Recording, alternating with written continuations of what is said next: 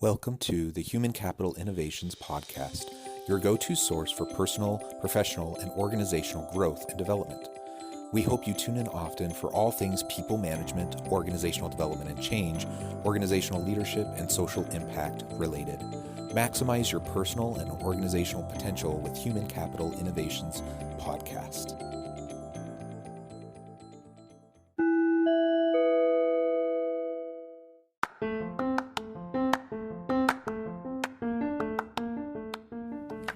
Welcome to the Human Capital Innovations Podcast. In this HCI podcast episode, I talk with Mark Delaney about how to be a leader across language and cultural barriers.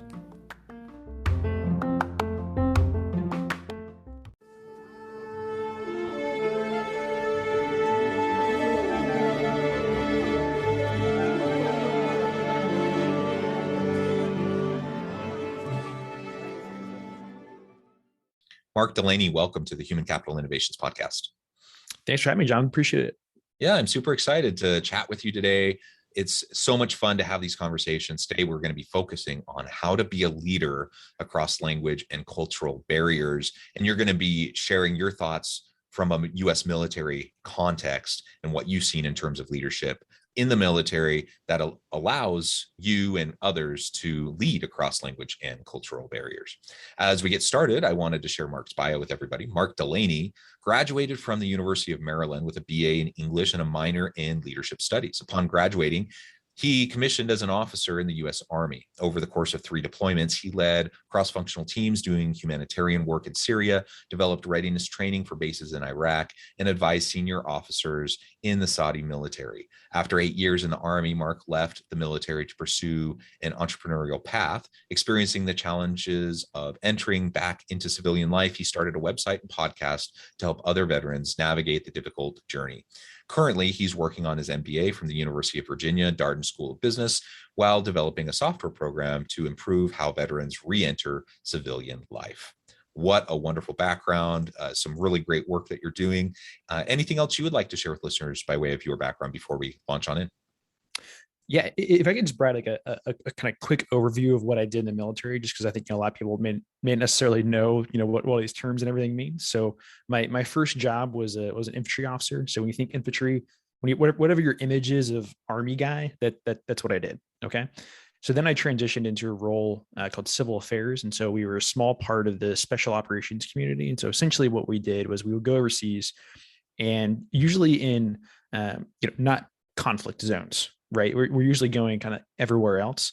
And we'd be working with local governments, community leaders, nonprofits, local security forces, all in an effort trying to identify, what are some security challenges or some potential pain points in the civilian population that bad actors might exploit, to cause harm to the security situation. So then I would work with those same people, those same stakeholders, and a lot of times the U.S. State Department to try and come up with programs, projects, and solutions to address those security concerns and prevent them from going the way we didn't want them to go.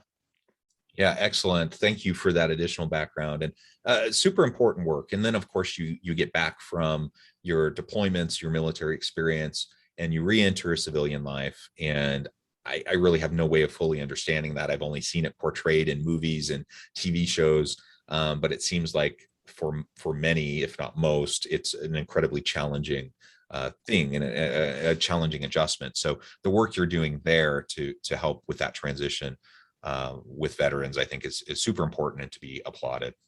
Thank you. Thank you.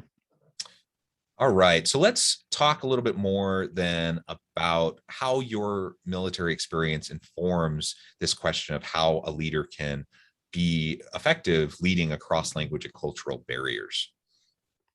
Yeah. So I'll bring myself back to Syria. So I got to Syria mid 2017. So it was I think I got there in June 2017, and it was going to be a 6-month deployment. Okay. So at this time, most people think of Syria and they think of the Syrian civil war, and that was clearly a major thing that was going on in the country at the time. But the main reason my team and U.S. forces were there were to combat ISIS. Okay, so at the time, ISIS had their capital, their self-declared capital in the city of Raqqa, and so we were based about 50 miles north. And I was working with a local government council Okay, so one of the things, ISIS did really well, surprisingly, is govern. They were extremely effective. They had their own DMV, their own currency. They were doing all the things that a government would do, because essentially because the Syrian government wasn't doing it there. And so there was a power vacuum. They were able to step in, get a lot of power, and then through both that and sheer brutality, we're able to take over a large portion of the country. Okay, so I was working with this local council that was poised to take over government control, assuming that we were going to be able to kick ISIS out militarily. But we knew, we're going to be able to get them out, but then these people, someone's going to need to govern this area once these people are gone. So my team was responsible for working with this organization and helping them prepare to take over that role. So my day to day was working with Syrian civilians and these government leaders and these council leaders who were going to be working through the city. So it was a lot of my day to day every day was cross cultural dialogue. It was working through an interpreter and trying to build trust and relationships across language and cultural barriers, so that we could both try and achieve our shared objectives of bringing peace and stability to this portion of Syria.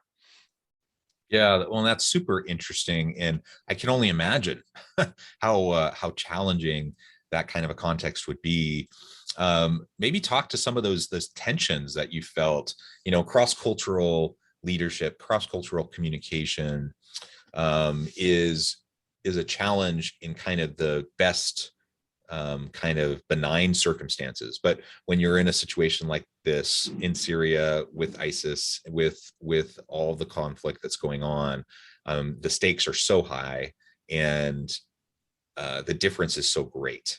So maybe can you talk a little bit about some of the specific things you tried to do to respond to those barriers, and to, if not minimize, at least find ways to diminish or overcome, them in the amount of effort it would take, to try to work within that kind of a condition.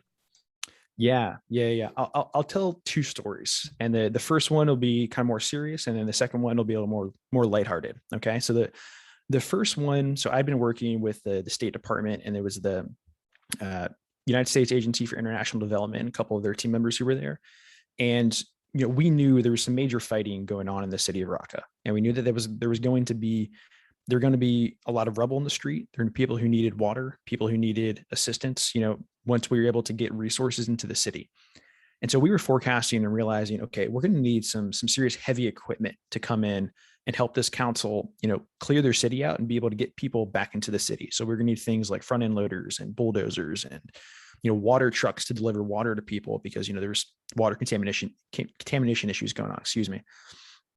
And so, kind of in typical U.S. government hubris here, we put together this $10 million package and of equipment and front end loaders and everything. And we didn't necessarily consult the Syrians we were working with directly on this, which was in hindsight a glaring hole in our plan.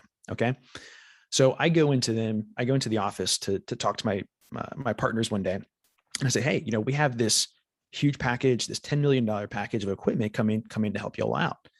And they're like, hey, Mark, that's great. We don't want it. Whoa. Okay. So I was like, what? So I had to go back to my boss and say, hey, sir, this, $10 million of US taxpayer money that's coming to the Syrians. Well, turns out they don't want it. So this was obviously a huge issue. We couldn't spend all this money and then have the people it was designed for not take it. Okay. So initially everyone was starting to kind of lose their minds a little bit, because this was, a huge expenditure, and we had to have this plan work. And I said, okay, let's take stock of what's going on here. We know these people. One, they're a very new government organization. This was not a council that had been around for years. They'd just been formed and were really just trying to fill the void of providing services to their people. So they didn't necessarily have a whole lot of legitimacy in the eyes. And it's kind of one of the eyes of the people. And it's one of the things we were working on them with.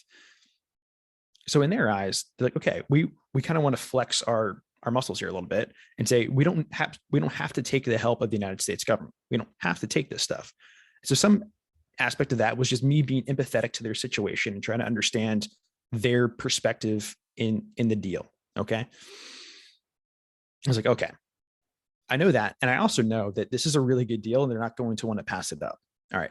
So we kind of put together our team of, my direct team members from the militaries and people from the State Department. I said, okay, we need to go in and assuage the concerns of our partners and just listen to them. So we go in one afternoon and it was a 4-hour conversation. It was probably 120 degrees outside that day. I drank countless cups of tea, Turkish coffee, smoked a couple of cheap Syrian cigarettes. Don't tell my mom that, but sometimes it's what you got to do in different cultures. Okay. And I just sat there and listened to them for hours and just listened to them talk about, their problems, listen to them talk about, why they didn't want to take this. And, about 3.5 hours in, we decided to take a break. And I remember leaving the building and, the couple people that I was working with, the Americans, we kind of crowded to a corner and I said, you know what, we're going to come back from this and they're going to say they're going to want to take this. We just needed to talk to them for a little while and let them express their concerns. And everyone was a little hesitant because, again, this was a huge deal. And we go back into the room and they say, you know what, Mark, we're ready to take it. We want it. And I take a lot of pride in that. And the kind of the lessons I learned in the kind of cross-cultural dialogue, there's a few things. So one, leading up to that, I'd built a lot of trust with these people. They had seen me go in, work with them day in and day out. They had seen me, they'd seen me and my team go and, deliver 50-pound bags of rice to people who were super hungry and trying to escape ISIS. So we'd built up a lot of trust and credibility already. Okay. Secondly, we brought empathy to the situation. We tried to understand, what is their perspective? What do they want? And how can we meet those concerns? And then this is a smaller thing. So I do have some training in Arabic. I kind of tell people I can probably only hold a conversation with about a 6-year-old, but I was working through an interpreter, but having some baseline understanding of the language, one, provided me some kind of general context of what was going on. It also helped me to kind of keep my interpreter in check. And I'll also say, even when I made these kind of infantile attempts to try and speak Arabic, man, they really appreciated it. And, they were super patient and they just loved to see me fumble my way through trying to speak their language. And they just appreciated the effort. And I kind of take like those 3 things brought into there and think like there's like the lessons that I learned from that experience of how to succeed in a kind of cross-cultural, challenge. And then can I just say, I love that story. It highlights so many really important principles.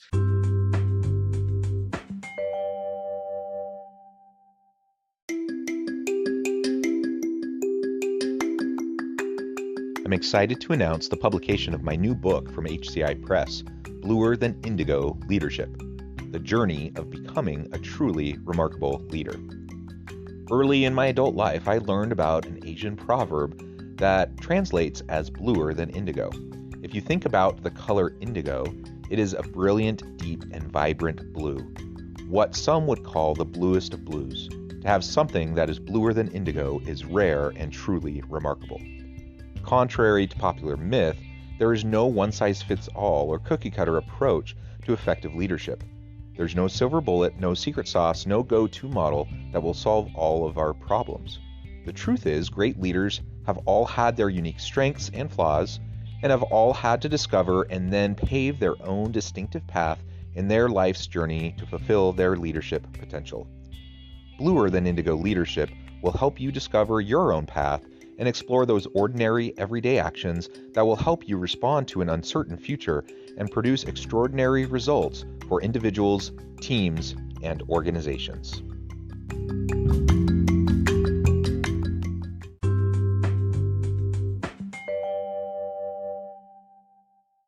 And the first of which is just like you listen to them. And that was the first kind of misstep of the approach in the first place, right? Yeah. And it's a super common misstep.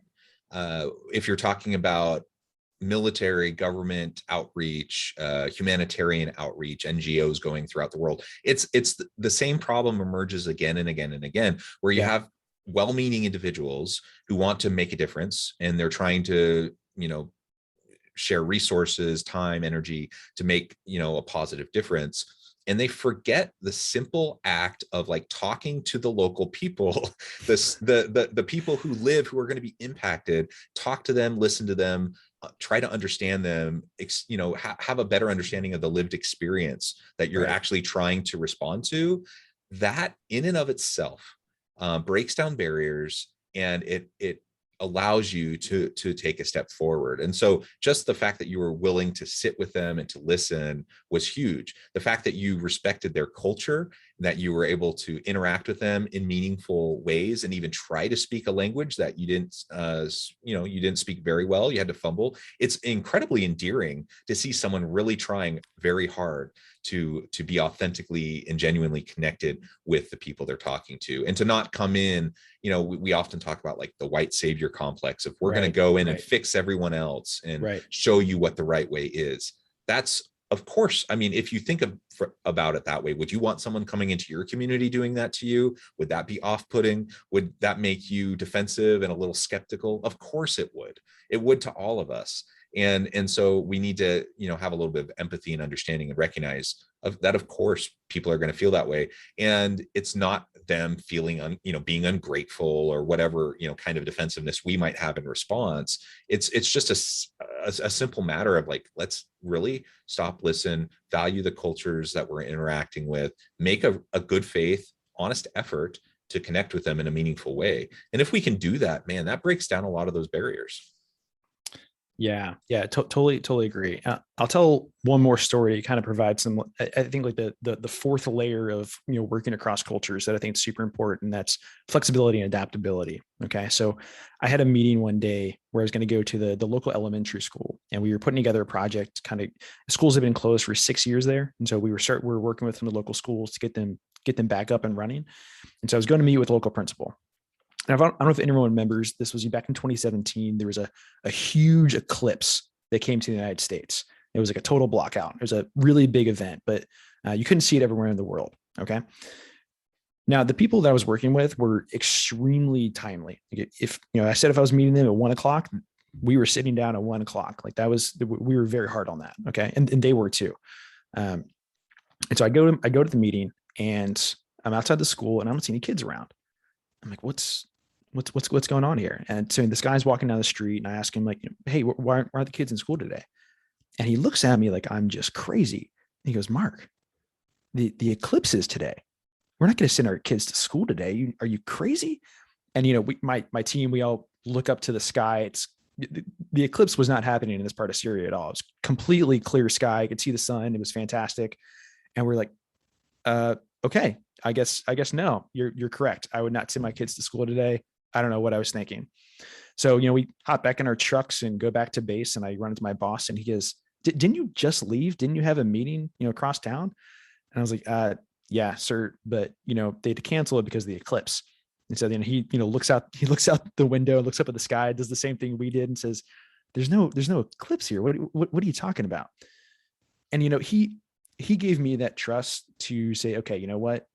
We did have a mission we were planning on doing today, and you had something, an objective you were trying to achieve, but we're going to adapt to their culture and, the people that we're working with, and recognize that this isn't the end of the world. And, the relationship is not burned, and we can make this happen another day while also being respectful of the people that we're working with. And so, yeah, there was a lot of trust kind of both like from me to them, and then also like from my boss to me, knowing that understanding the people they were working with was critical to what we were trying to achieve. Yeah. And again, I mean, it's a simple thing. Yeah. You mentioned before even sharing the story, this one's a little bit of a funnier story. But how often do we go into those situations and then try to basically steamroll over the people that we're meeting with? And, whether it's intentional or not, kind of even the subtle condescension and just making them feel inferior in some way because, of course we have the right understanding and what they're doing Right. is silly. Like those types of subtle messages get sent even when there aren't words that express them, just in the body language and the facial expressions and those sorts of things. And so if you can just really make sure that you honor, what other people hold to be important, it doesn't mean you need to agree. And maybe you don't think an eclipse in an area where you can't see the eclipse matters. But I do remember that day. Yeah. We could see it very well here in Utah. And I don't believe our kids had the day off, Maybe they did, or maybe they got out early that day. But I do remember making sure that everyone had the opportunity to see it. Yeah. And that was very important.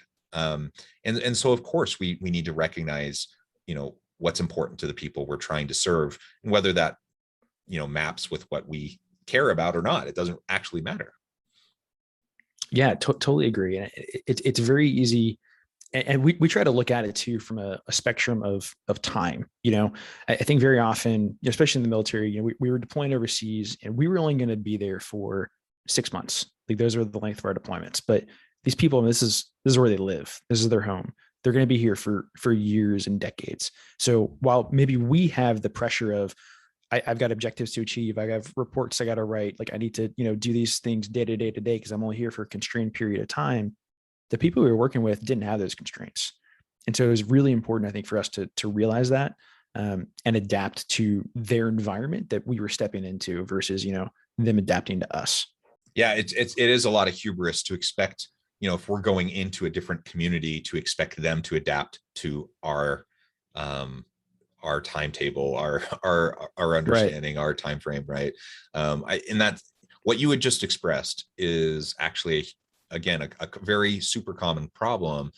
The kind of the time frame, the scope and scale of what we're trying to accomplish for us in the moment seems super important. We're being held accountable to these things, but maybe we're only there for a month. Maybe we're there for 6 months. Maybe we're there for even a year. But the communities we're going into have been there for decades, generations, centuries, perhaps. They're going to continue to be there.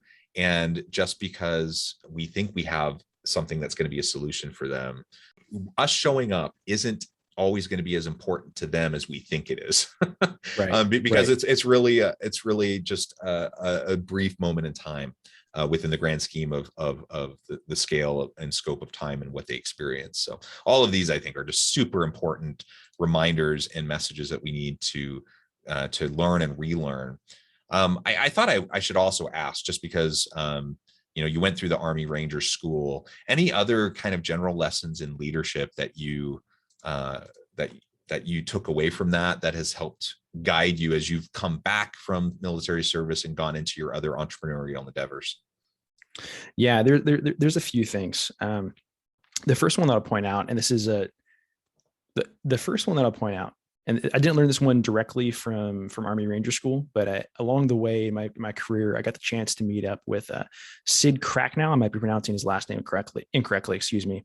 He was a former retired 2-star general. He passed away in the last couple of years, but amazing story this guy had. Grew up in Lithuania as a Jew in Europe when the Nazis invaded. Spent some time in a work camp, escaped, found his way in the United States. Basically got told. He started school for the first time when he was 17 and, didn't speak a lick of English, got a degree, and then rose up to the ranks of a 2-star general in the Army. Just truly amazing story this guy has. And I remember him telling us, we were meeting him for a book club actually. And he said, you know what? A rule that I was trying to remember in life is that life is easy. It's just hard. And there's so many of the, these kind of things we've talked about, these lessons today of, how easy it is to step into situations with hubris and everything and recognize that oftentimes like we know the right answer, we know like what we're supposed to do, but just it's the implementation of it and actually like putting the right foot in front and making it happen becomes the hard part. And that's like a lesson I've tried to take from my military experience and apply to everything else, that like I know what the right answer is. I just have to do it. And it's the doing part that becomes the challenge. Yeah, doing is always the hardest thing. Implementing, having the good idea, having the thought, the principle, that's great, but putting it into action is always the real challenge. But it's also where the real impact happens in our personal lives, in our families, our communities. Well, Mark, it has just been a real pleasure talking with you. The time has flown by. I noticed that we're getting close to the end of our time together today. But before we close, I wanted to give you a chance to share with listeners how they can get connected with you, find out more about your work, and then give us a final word on the topic for today. Yeah, sure. So you can go to my website, it's theveteranpro.com. So I put information and resources for veterans interested in higher education, entrepreneurship, and professional careers. And then the next evolution of the project was to start a podcast. So it's the veteran semi-professional. And so I added the semi in there because I wanted to open it up to conversations about, mental health and, nonprofits that are working to improve veterans, and not just, strictly career talk. So I kind of expanded the breadth of the brand there with the podcast. And so you can find the veteran semi-professional and anywhere you listen to podcasts. And then lastly, if you want to reach out to me personally, you can find me on LinkedIn, Mark Delaney, and you'll see podcaster, veteran professional next to my name. And that's the guy you want to reach out to. Perfect. And I definitely encourage listeners to reach out, get connected, find out more about Mark, find out more about his current initiatives, because they're very important initiatives that we want to try to support. Any final word on leadership for today before we close? Yeah. The three things that I always try and put into any type of leadership situation are, purpose, direction, and motivation, of providing people what's the why on what we're doing, what's going to push you to do something, and how can we find that, and how can we all kind of be in agreement on that. And then direction. I think, leaders have got to provide some type of vision of wherever the team or the organization is going. And, if you're a team of one, you gotta have some type of direction, you're pushing towards. And then the last bit is motivation. And, the surface level stuff of that is, telling people good job, right? But then also, making extra efforts to reach out to people that maybe need some help. Maybe they need people that can be brought into the fold a little bit more wherever they are. Or, when someone does a really good job, showing that in front of everyone. And that's kind of what I look at as like the factors of motivation. So purpose, direction, and motivation. Those are the principles that I try to apply to any type of leadership situation. Yeah, I completely agree. Well said. Thank you, Mark, for sharing your time, your insights, all of your experience with me and my listeners today. Again, I encourage listeners to reach out, get connected. And as always, I hope everyone can stay healthy and safe, that you can find meaning and purpose at work each and every day. And I hope you all have a great week.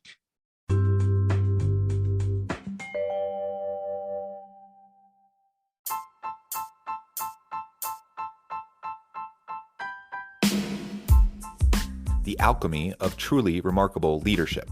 Ordinary, everyday actions that produce extraordinary results.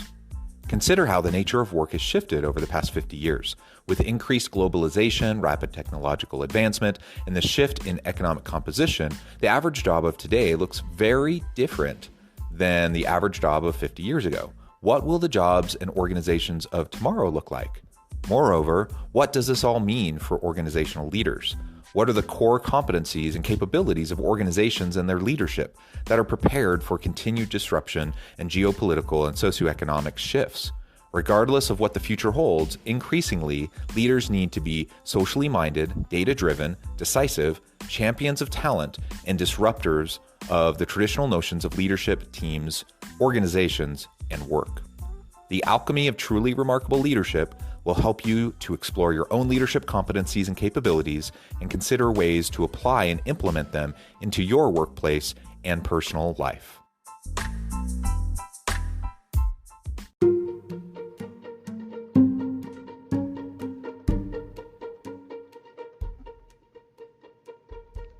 Check out Human Capital Innovations magazine, Human Capital Leadership.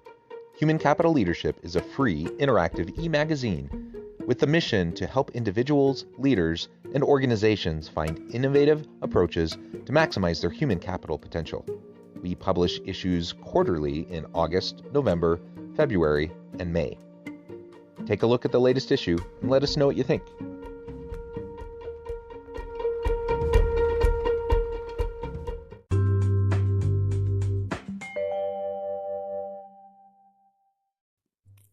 Thanks again for joining us for this episode of the Human Capital Innovations Podcast. I hope you stay healthy and safe and that you have a great week.